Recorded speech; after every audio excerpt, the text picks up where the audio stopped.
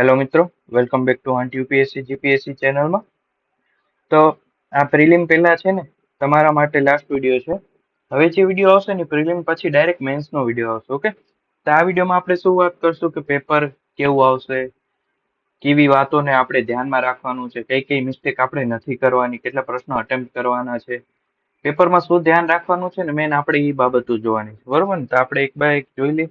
Okay, બરોબર. સૌથી પહેલા છે ને તમને પેપર હાથમાં મળે ને તમારે છે ને શાંત રહેવાનું છે. જેવું પણ પેપર આવે તમારે ખાલી છે ને 5 મિનિટ પહેલા 5 થી 10 મિનિટ પેપર જોવાનું છે. કેવું છે પેપર ફરાવતા જાઓ, પ્રશ્નો જો કે હા આ પ્રશ્નો છે, કંઈક નવું આવે તો નવું જોતા જાઓ કે આ નવા પ્રશ્ન આવ્યા છે, નવા પ્રશ્ન આવ્યા છે. બરોબર ને?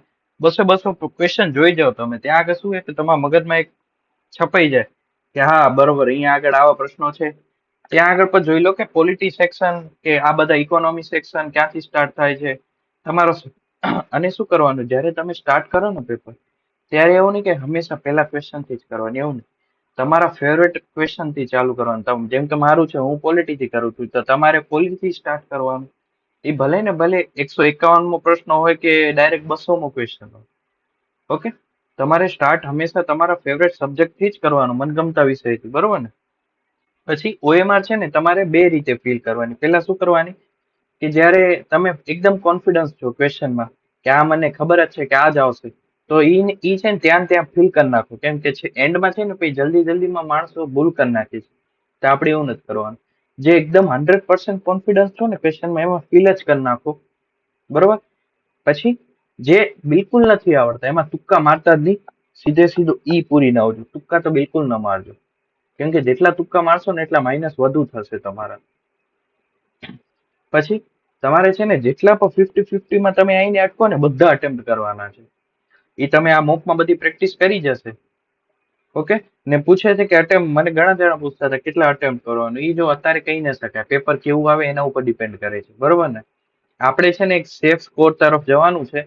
તો તમે તમને ખબર જ છે કે મને આટલા પાકા આવડે છે, એ તો બધા અટેમ્પ્ટ કર્યા જ છે. તો 50-50 અટેમ્પ્ટ ઈ પણ કરવાના જ છે બધા. એમાં રિસ્ક લેવાનું જ છે. રિસ્ક વગર તમારે નહીં ચાલે. તમારે છે ને 150+ તો જવું જ પડશે ગમે એ થાય. 150 નીચે તો થશે જ નહીં. કેમ કે માઇનસ થઈને આપણે 50% માર્ક્સ તો લાવવાના છે. આપણે છે ને માઇનસ કરીને પણ 100 સ્કોર સુધી તો પહોંચવાનું છે. એક સેફ સ્કોર કહેવાય 100. બરોબર ને? તો આપણે 100 માર્ક્સ તો પહોંચવાના જ છે ગમે એમ કરીને. એટલે અટેમ્પ્ટ કરો વધારે.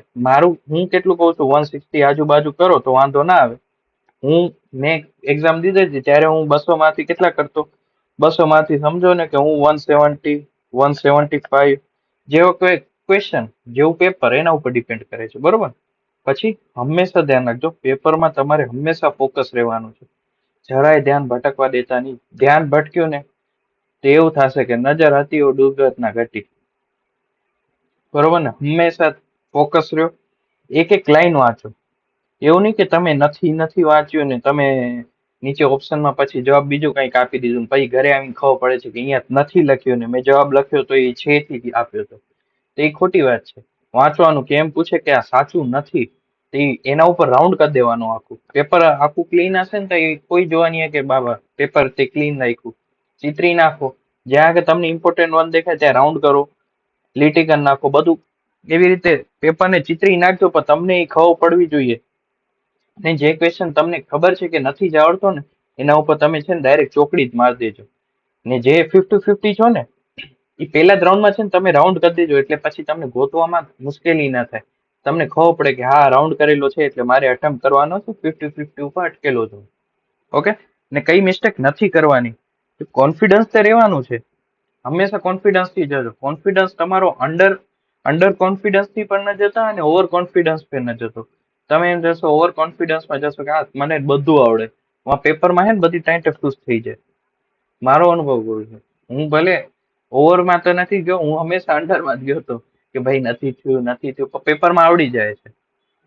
બરોબર ને? અંડર પણ ન જતા. કોન્ફિડન્સ થજો એકદમ. મીડિયમ રહેવાનું આપણને. બધા માટે પેપર અઘરું હશે, બધા માટે હશે. ને સહેલું હશે ને તો બધા માટે હશે. તમારે ક્વેશ્ચન ખોટા ક્યાં નથી કરવાના ખબર છે? જે બધાને આવડે ને એવા ક્વેશ્ચન કોઈ દિવસ ખોટા નથી પાડવાના. બરોબર ને? પેનિક ન કરવાનું. પેનિક બિલકુલ ન કરતા. પેપર અઘરું આવે ને તો પેનિક ન કરતા, કેમ કે તમારા એક માટે અઘરું નથી, આખા ગામ માટે અઘરું છે એ પેપર, બરોબર ને?